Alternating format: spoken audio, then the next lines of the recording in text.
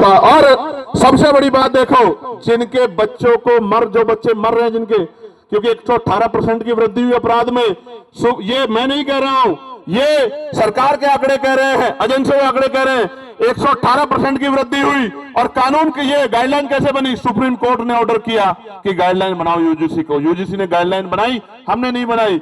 और उस गाइडलाइन में जैसे ही पिछड़े वर्ग के लोगों को जोड़ा, क्योंकि गाइडलाइन तो 2012 में बनी थी, 2012 में बनी थी, लेकिन जैसे ही पिछड़े वर्ग के लोगों को जोड़ा, तत्काल विरोध शुरू हो गया। मैं आपको बताना चाहता हूं कि इस नारे के पीछे अगर कुछ है तो वो पिछड़े वर्ग के लोगों का विरोध है। इस बात को मेरी आप याद रखना।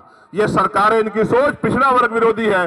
और हम इस बात को इसलिए लड़ रहे हैं क्योंकि हम जानते हैं कि राष्ट्रपिता ज्योतिबा फुले हमारे लिए लड़ रहे थे, छत्रपति साहूजी महाराज हमारे लिए लड़ रहे थे, ईवी पेरियार रामा नायकर स्वामी प्यारेलाल यादव हमारे लिए लड़ रहे थे, मामना रामसु वर्मा चौधरी, महाराज सिंह भारती सर, छोटू राम चौधरी, चरण सिंह हमारे लिए लड़ रहे थे। इसलिए आज हम यहाँ सीना तान के खड़े हैं कि हम अपने भाइयों को अकेला नहीं महसूस होने देंगे, हम उनके साथ खड़े।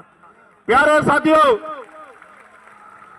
यूजीसी की बात हुई है, मैं पूछना चाहता हूं, कोई ऐसा प्रोटेस्ट बताओ जो यूजीसी के विरोध में हुआ हो और पुलिस ने उन पर लाठी चलाई हो। कोई एक विरोध आप मुझे बताओ पूरे देश के अंदर, या उनको पकड़ के खींचा हो, या उनके कार्यक्रम में इस तरह से माइक उठा के बीच बीच में कहा हो कि भाई आपके लोग कम है, आपके लोग ज्यादा, कभी हुआ क्या?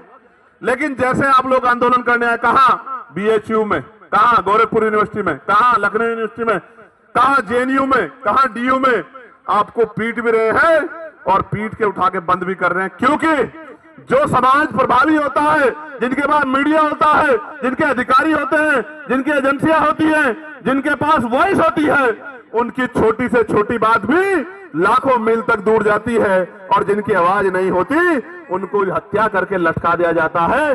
तो चारों तरफ सुनसान, चारों तरफ इस तरह का चुप्पी होती है कि जैसे कुछ हुआ ही नहीं। इस देश में क्या नहीं सहा हमने, क्या नहीं सहा इस देश में।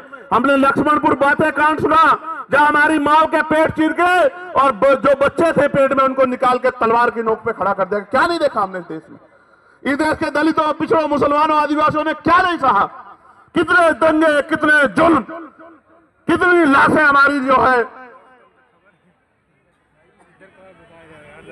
क्या क्या क्या बयां करूं मैं, क्या क्या नहीं सहा इस देश में, कितने दंगे, कितनी एनसीआरबी का डेटा क्या कहता है, कितनी बच्चों की इज्जतें लूटती हैं। मैं कहता हूं